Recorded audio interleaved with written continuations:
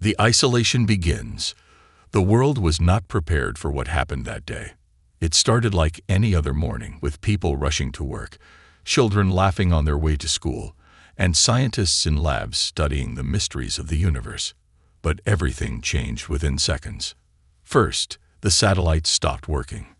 Across the globe, communication with space stations, colonies on Mars, and probes scattered throughout the solar system went dead. It wasn't just a malfunction. It was as if someone had flipped a switch, cutting Earth off from the stars. In the cities, people looked up to see the sky darkening unnaturally. Clouds gathered in strange patterns, swirling like a giant vortex. Panic spread as news channels began reporting the same bizarre phenomenon everywhere. New York, Tokyo, Johannesburg, and even remote villages in the mountains. Something was wrong, and no one knew why. In the White House's underground command center, President Eleanor Hayes sat with her top advisors, staring at the blank screens that once showed live feeds from space. The tension in the room was suffocating. Suddenly, a chilling sound echoed through the speakers, a deep metallic voice speaking in perfect English. "Earth is dangerous. For the safety of the galaxy, you are locked away." The voice paused for a moment before continuing. "This decision is final. The Third Space Council has spoken." Before anyone could react, the transmission ended. No explanation, no warning, just silence. The room erupted in chaos. Generals demanded to know who or what the Third Space Council was. Scientists scrambled to check their instruments, trying to make sense of the sudden blackout. But the president raised her hand, silencing the room. "Find out what's happening," she ordered. Her voice was calm, but her eyes betrayed her fear. "And do it fast." As hours passed, the situation grew worse. Planes struggled to navigate without satellite systems. Cities plunged into darkness as power grids failed one by one. But the most alarming discovery came from the astrophysics lab in Geneva. Dr. Samuel Park, a leading astrophysicist, addressed a global audience through an emergency broadcast. "The Earth," he said, adjusting his glasses nervously, "is surrounded by an invisible barrier. It's not natural. It's a containment field." He explained that the barrier blocked all signals, stopping anything from entering or leaving the planet's atmosphere.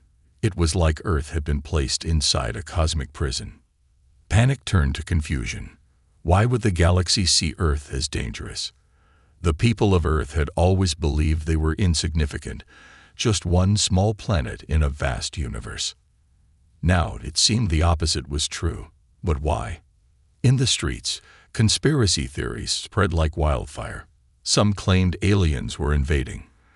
Others believed Earth had unknowingly committed a galactic crime. Religious leaders called it divine punishment. But no one had answers, only questions. Far from the chaos, in a quiet laboratory on the outskirts of London, a young scientist named Dr. Ellen Ray watched the news with growing unease. She wasn't one for conspiracy theories, but something about the message didn't sit right with her. "Dangerous?" she whispered to herself. "What did we do?" Her thoughts were interrupted by an alert on her computer. It was a signal, weak and distorted, but unmistakably artificial. It was coming from space, specifically from an old, abandoned lunar station that hadn't been used in decades. Ellen's heart raced as she analyzed the signal. It repeated a single word over and over again: betrayal. Meanwhile, back in Washington, President Hayes received another transmission, this time from Earth's allies on Mars. The message was grim. "We cannot help you. The Council has forbidden it. If we interfere, we will face the same fate as Earth." Humanity was alone. As night fell, the world seemed to hold its breath. Families huddled together, unsure of what tomorrow would bring. In the silence, a single question echoed in everyone's mind. What had Earth done to deserve this? Little did they know, the answer would change everything. The search for answers. The days after Earth's isolation felt like a long waking nightmare. Governments assured their people they were working on a solution, but behind closed doors, no one had any answers. Every attempt to communicate beyond the barrier failed. It wasn't just a technological problem. Something far more advanced had sealed Earth away. In Geneva, Dr. Samuel Park led a team of scientists determined to understand the containment field. Satellites launched to probe the barrier simply disappeared, vanishing the moment they crossed into the upper atmosphere. Drones returned with corrupted data, as if the very fabric of space had rewritten their systems. In one secret meeting deep beneath the United Nations building, the world's brightest minds gathered. Holograms of Earth's military leaders flickered around the table. "It's like the universe doesn't want us here anymore," General Morgan said, slamming his fist against the table. "We have the right to know why." Elin Ray, sitting quietly at the far end of the room, leaned forward. "Maybe the answer isn't in space," she said softly. The generals turned to her. "Speak up, Dr. Ray," President Hayes encouraged. Elin took a breath. "I've been analyzing the lunar station's signal. It's repeating the word betrayal. But that's not the strange part. The signal is old. Older than we thought." "How old?" President Hayes asked, narrowing her eyes. Elin hesitated. "Over 200 years." The room fell silent. "That's impossible," Dr. Park said finally. "The station was built 50 years ago." "I know," Elin replied. "But the signal predates the station itself. It could mean the station was constructed over something older, something we forgot about." President Hayes exchanged glances with her advisors. "Dr. Ray, I want you to lead an investigation. Go to the lunar station. Find out what's sending that signal." A military escort was assembled within hours. Captain Riker, a decorated pilot and commander of the Earth Defense Fleet, was assigned to lead the mission. His reputation for getting results, often by bending the rules, made him the perfect choice. "You sure about this, Doc?" Riker asked as they prepared for launch. "It's been decades since anyone set foot on that station." Elin smiled nervously. "I don't think we have a choice." As the shuttle lifted off, the skies above Earth crackled with strange energy, as if the planet itself sensed the danger they were walking into. The lunar station was dark, cold, and covered in layers of cosmic dust. Riker's team moved cautiously, weapons at the ready. The corridors groaned with the weight of history, untouched by human hands for years. Elin guided them with a handheld scanner, following the faint trace of the mysterious signal. It led them deep beneath the station, to a door that hadn't been opened in living memory. "This isn't on the original blueprints," Riker muttered, running his hand over the door's surface. Symbols, alien in design, glowed faintly under his touch. Elin felt a chill down her spine. "It's not just old. It's not human." As the door slid open, the team entered a vast chamber. In the center stood a machine unlike anything they had ever seen. Its surface pulsed with faint blue light, and at its core, a hologram flickered to life. A figure appeared, tall, robed, and featureless, its form shifting like smoke. It spoke in a language that translated itself directly into their minds. "You should not have come here." Riker raised his weapon instinctively. "Who are you?" The figure ignored him. Its gaze seemed fixed on Elin. Earth was given a warning. The Council does not forgive. Elin stepped forward. "We don't know what you're talking about. Why is Earth being punished?" The figure's voice grew colder. "Because Earth broke the pact. Your kind was not meant to rise this far." Before anyone could respond, the hologram flickered and vanished. What the hell was that supposed to mean? Riker growled. Elin knelt by the machine, carefully studying its patterns. "I think this is a message left for us. A piece of history the Council didn't erase." She pressed her hand against the machine, and suddenly the room was filled with visions, images of battles in deep space, Earth's fleets standing against alien ships, and the Third Space Council watching from the shadows. When the vision faded, Elin's voice shook. "Earth wasn't just locked away. We fought them before. And we won." Riker's eyes narrowed. "If that's true, the Council is afraid of us." Elin stood, determination burning in her eyes. Then it's time we remember who we are. As they left the lunar station, the barrier around Earth seemed to hum louder, as if the galaxy itself had noticed humanity stirring once more. The barrier breach. The shuttle drifted silently above Earth's atmosphere, its sleek body barely reflecting the sunlight. Inside, Captain Riker sat strapped into his seat, eyes fixed on the planet below. From this height, Earth looked peaceful, but he knew better. The barrier surrounding the planet shimmered faintly, like ripples in glass. It was invisible to the human eye from the ground, but from space, it stretched endlessly, encasing Earth in a quiet prison. Riker adjusted his headset. Control, we're approaching the edge of the barrier. No signs of interference yet. Ellen Ray's voice crackled through the comms from Mission Control back on Earth. Copy that, Captain. Proceed with caution. In the co-pilot seat, Lieutenant Harris shifted nervously. This is the part where things usually go wrong. Riker smirked. That's why you're here. To make sure they don't. The shuttle crept closer to the barrier, sensors humming softly as they recorded every detail. On Riker's display, the readings flickered. Temperature dropped sharply. Magnetic fields twisted unnaturally. It was as if space itself bent to keep Earth trapped. We're touching the outer layer, Harris reported. Shields are holding, but we're getting resistance. Riker nodded and gripped the controls tighter. Pushing through. The moment the shuttle's nose breached the barrier, the universe shifted. For a brief second, Riker felt weightless. Not the normal zero gravity of space, but something deeper, like falling through the empty spaces between stars. His vision blurred, and the shuttle's interior flickered. When the world snapped back into focus, the control panel lit up with red warnings. Status. Riker barked. Harris's eyes widened. I think we just jumped. Ellen's voice broke through the static. Captain, we lost you for 5 seconds. What happened? Riker scanned the readings.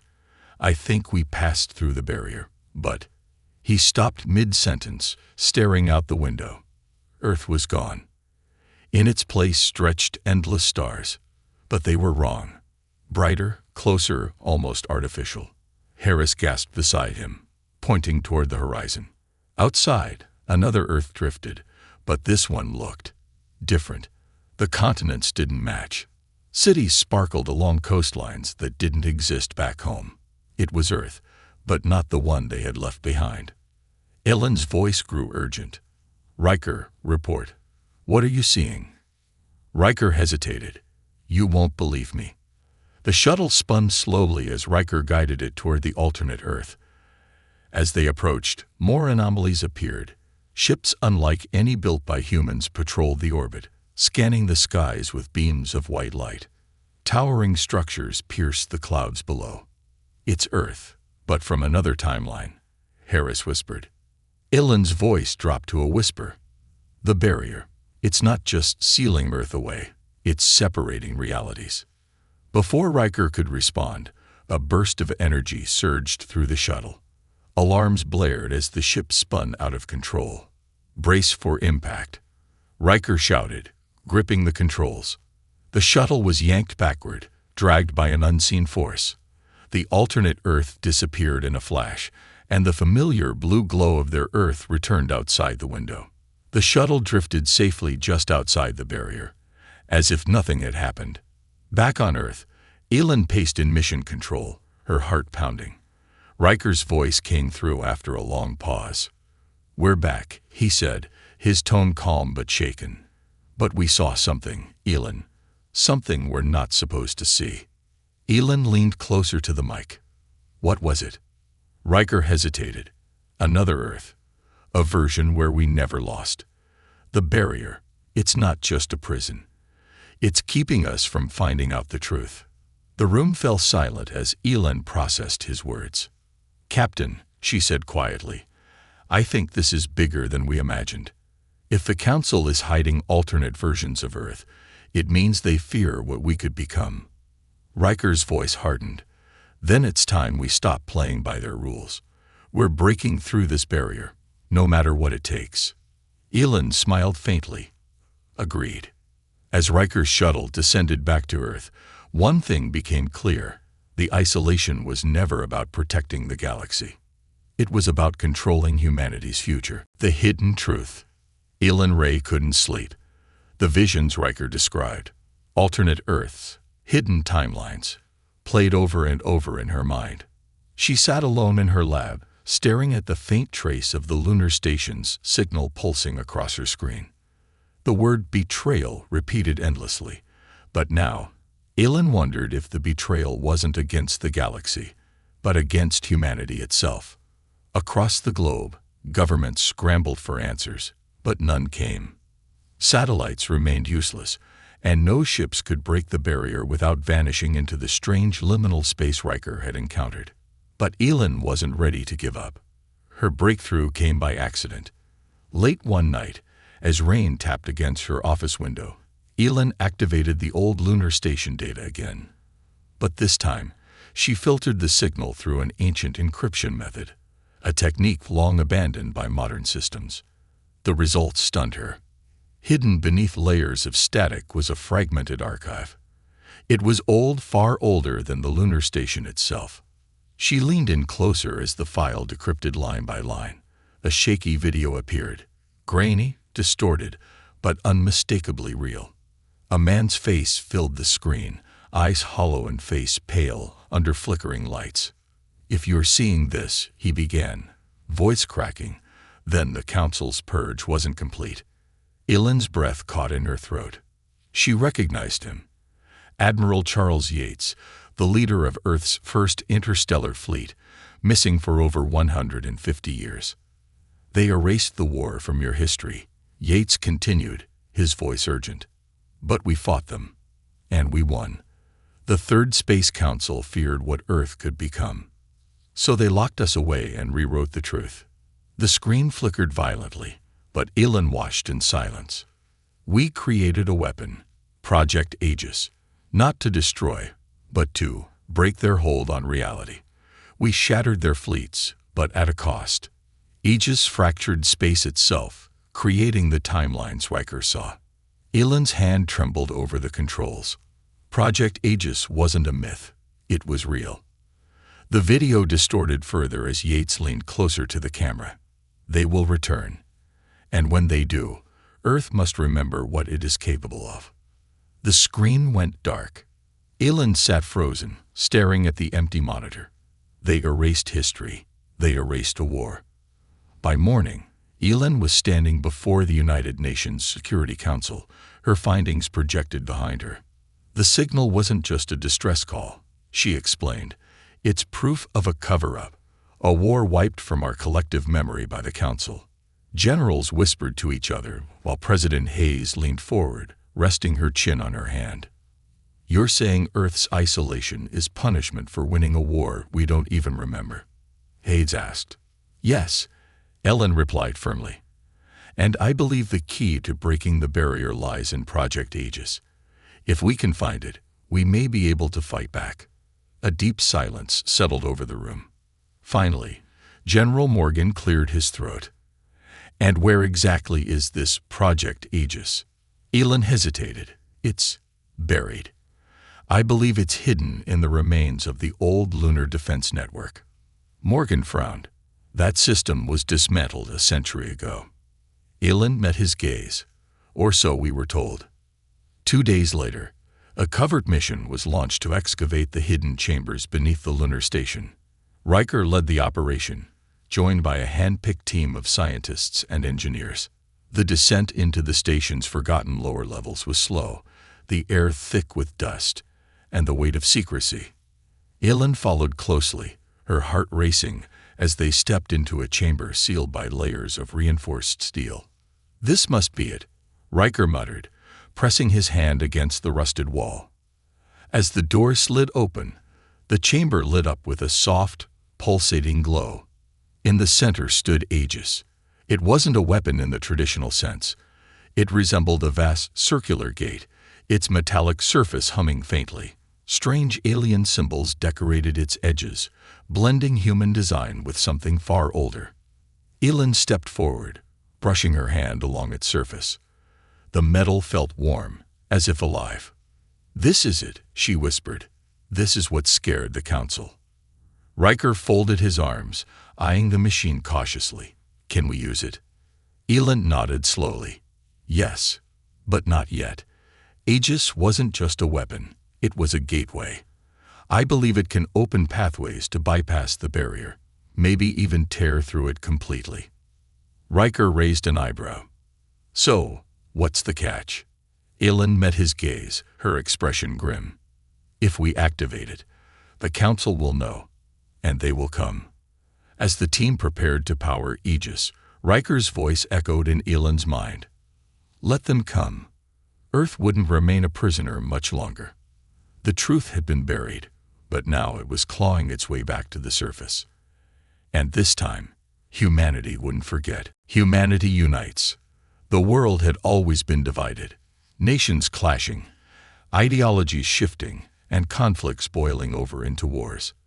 But in the face of an enemy they could not even see, the people of Earth began to understand one simple truth. They were all in this together. As news of Project Aegis spread, whispers turned into declarations. Countries, once bitter rivals, began to share their resources, knowledge, and manpower. The threat was no longer some distant possibility. It was real, and the enemy was far more powerful than any one nation had ever faced. In a world where unity had once seemed impossible, humanity found itself drawn together by a common goal. The barriers that had separated nations, political, military, economic, began to crumble. For the first time in history, Earth's governments put aside their differences to form a united front. The message was clear: Earth would not be silenced again. President Eleanor Hayes addressed the world, her voice filled with resolve. "We have seen what our past has been kept from us. We've learned of the wars we've fought and won, and the enemy that fears us. It is time for us to take our place in the stars again." The crowds in the streets cheered as the words rang out across the globe. Humanity was awakening. They weren't just a small, insignificant planet anymore.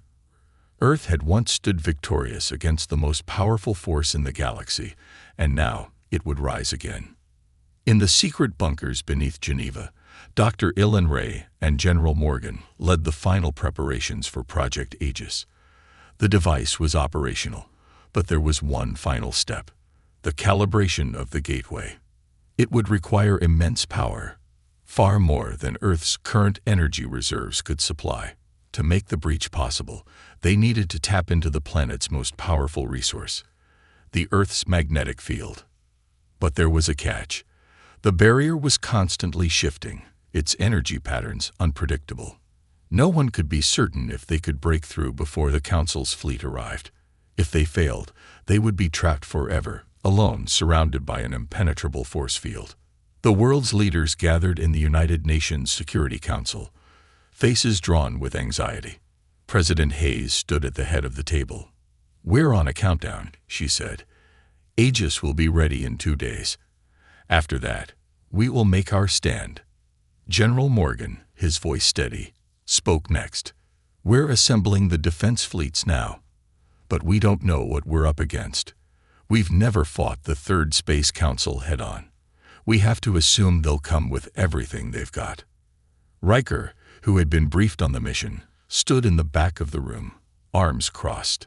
He had fought countless battles in his life, but this felt different. It wasn't just his crew on the line. It was the survival of the entire planet. His eyes met Ellen's across the room. He could see the determination in her gaze. There was no going back now. "Captain," Hayes said, her voice calm but firm, "you're the one who knows the most about their technology. Are we ready?" Riker nodded, though his mind raced with possibilities. "We're ready. We'll get through the barrier, but once we do, it's anyone's guess. The Council might be waiting." At that moment, Ellen's voice crackled through the communication system. "Captain Riker, we've made a breakthrough. The gateway is stable, but we need you to make the first jump. It'll take you to the edge of the barrier, and then the rest of the fleet can follow." Riker looked out the window at the vast fleet assembled. Ships from every corner of Earth's United Nations now floated in orbit, ready to follow him. The world was watching. He nodded again, determination flooding through him. Understood. We'll make history today. As the countdown clock ticked down, Earth held its breath. In cities, towns, and villages across the planet, people gathered in front of their screens, eyes fixed on the unfolding drama. The fate of humanity would be decided in the coming hours. The air was thick with anticipation when Riker's shuttle, the Vanguard, broke through the atmosphere, carrying him and his team toward the barrier. The rest of the fleet followed closely behind, each ship carrying humanity's hopes on its hull. Riker's voice echoed through the comms. All systems check. We're going in. As the Vanguard approached the shimmering edge of the barrier, a low hum filled the shuttle. The barrier seemed to react to their presence, twisting and shifting like it could sense their intent. Riker's heart raced. He gripped the controls, watching the ripples in space spread outward as the gateway began to power up. "We're in," Riker said, his voice steady despite the tension. Activating the breach now. The energy surged through the shuttle, and the space around them twisted. The barrier seemed to shudder, bending as the power of the gateway ripped through its fabric. Suddenly, a bright flash of light engulfed them, and everything went still. For a moment, it felt as though the entire universe held its breath. Then, in a rush of light and sound, they were on the other side. The fleet followed, one ship after another, as the barrier collapsed behind them. They were free. But freedom came at a price. As Riker's ship and the rest of the fleet emerged from the rift, they found themselves not in the peaceful galaxy they had hoped for, but in the heart of a war zone. Massive enemy ships, sleek, powerful, and terrifying, loomed before them. The Third Space Council had been waiting. "This is it," Riker muttered, staring at the imposing fleet. "Time to show them what Earth can really do." As the first shots fired, humanity's battle for survival began. But for the first time in a long time, Earth stood united. And this time, they weren't afraid. The final stand. The battle had begun. Humanity had finally broken free from the suffocating grip of the Third Space Council's barrier, but freedom came with a heavy price. As Riker and his fleet emerged into a vast, unknown star system, they were met with an overwhelming sight. The Council's war fleet. Massive ships, more advanced than anything Earth had ever seen, filled the skies. They were sleek, dark, and terrifying.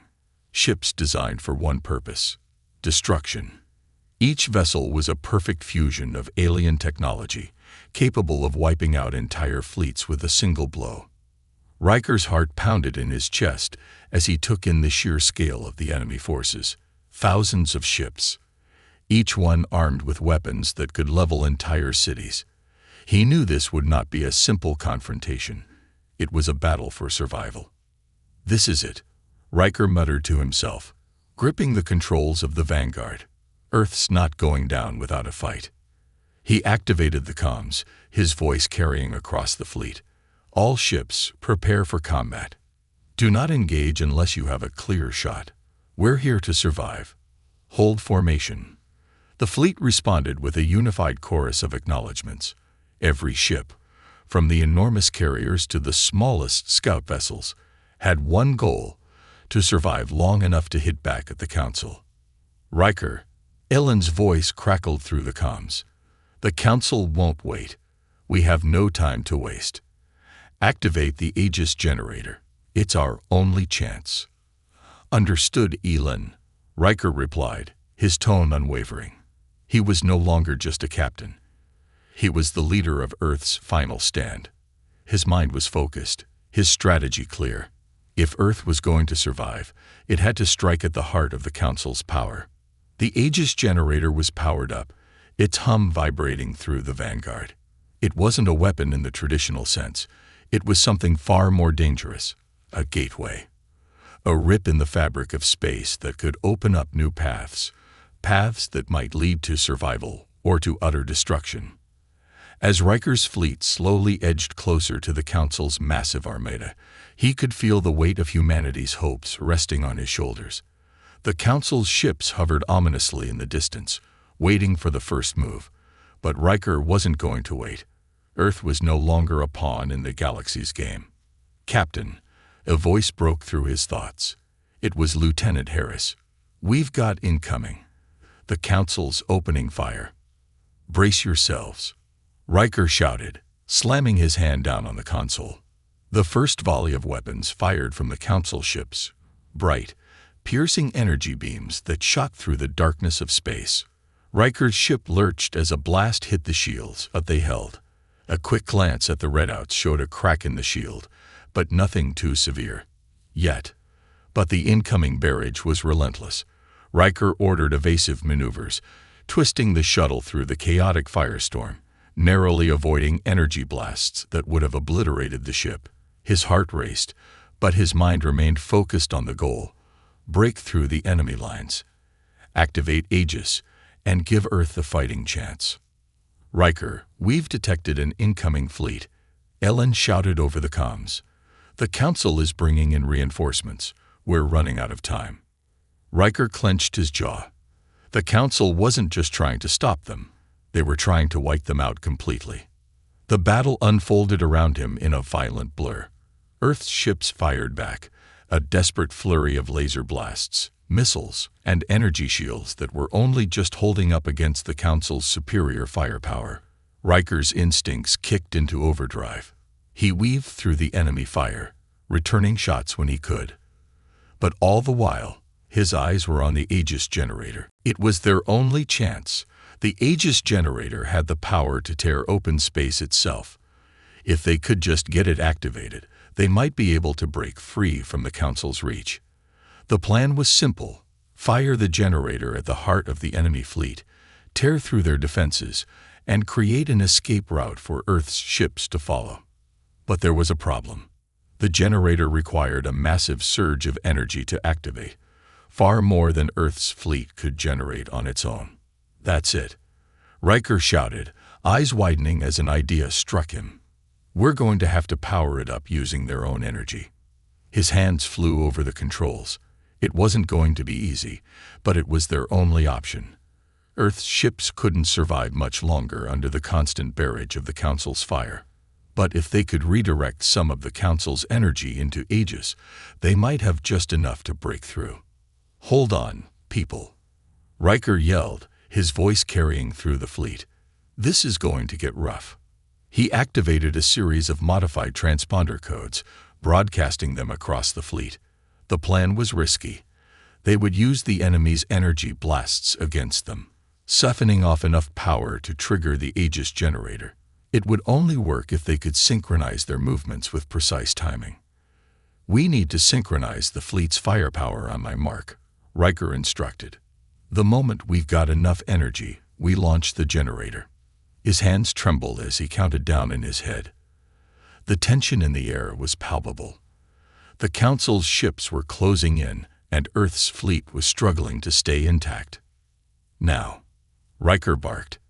As the energy from the Council's weapons surged toward them, the ships of Earth's fleet unleashed a barrage of concentrated firepower, redirecting the incoming energy into the Aegis generator. It hummed to life, its massive core flaring with blinding light as it absorbed the raw energy. Seconds later, with a deafening roar, the generator fired. The resulting shockwave tore through space like a cosmic earthquake, splitting open the fabric of reality itself. A gaping rift appeared in front of Earth's fleet, a swirling portal that seemed to reach into the unknown. "Go! Go!" Riker shouted, pushing the engines to their limits. His ship shot forward, racing toward the opening rift, followed by the rest of the fleet. Behind them, the Council's fleet was in disarray, their ships torn apart by the sheer force of Aegis activation. The path was clear, for now. As Earth's ships poured through the rift, Riker's voice came through the comms, steady but filled with awe. "We did it. We're free." But in the distance, the Council's remaining warships began to regroup. The war was far from over. and Earth's fight for survival had only just begun. Humanity's new dawn. The rift in space swirled open like the mouth of a vast, uncharted abyss. Riker's heart pounded in his chest as the Vanguard and the rest of Earth's fleet surged through it, the powerful energy of ages propelling them forward. Behind them, the Council's warships were still scrambling, but it was too late. The gap in reality was closing fast, and Earth was making its escape. As the rift began to collapse, the fleet shot through into an entirely new galaxy. The stars here were strange, unfamiliar, but they were beautiful. For the first time in what felt like centuries, the ships of Earth's fleet found themselves surrounded by the unknown, not as prisoners, but as pioneers. "Report!" Riker's voice cut through the chaos of the fleet's communication lines, his mind still buzzing from the harrowing escape. "We've made it, Captain." Lieutenant Harris responded, voice cracking with disbelief. "We're in a new galaxy. No sign of the Council yet, but we're in uncharted space. It's incredible." Earth's ships, now scattered across a star-filled expanse, had escaped the relentless pursuit of the Third Space Council. They had broken through the barrier, but what awaited them was far more than a simple refuge. It was the future of humanity, a future that Earth's leaders had never imagined before. Aylin Ray stood in the war room back on the Vanguard, gazing at the holographic map of their new location. "We don't know where we are," she said softly, "but I can feel it. This is our chance. This is where we rebuild." For the first time in history, Earth was free to explore, to colonize, and to build without the crushing weight of galactic authority looming over them. The Council may have locked them away, but in doing so, they had only delayed the inevitable: humanity's ascension. Weeks passed as the fleet explored their new corner of the universe. The ships moved through the vastness, charting planets and moons that had never been touched by human hands. Some planets were lifeless and barren, their surfaces cracked by time and neglect. Others, however, were rich with resources and possibilities: vast oceans, lush forests, and expansive plains. But as the weeks stretched on, it became clear that the galaxy was not entirely empty. In their travels, the fleet discovered signs of life. Alien artifacts, long-forgotten ruins of civilizations far older than humanity, lay scattered across distant moons. Some of the technology they encountered was advanced beyond their wildest imaginations, and yet it seemed abandoned, left to rot in the emptiness of space.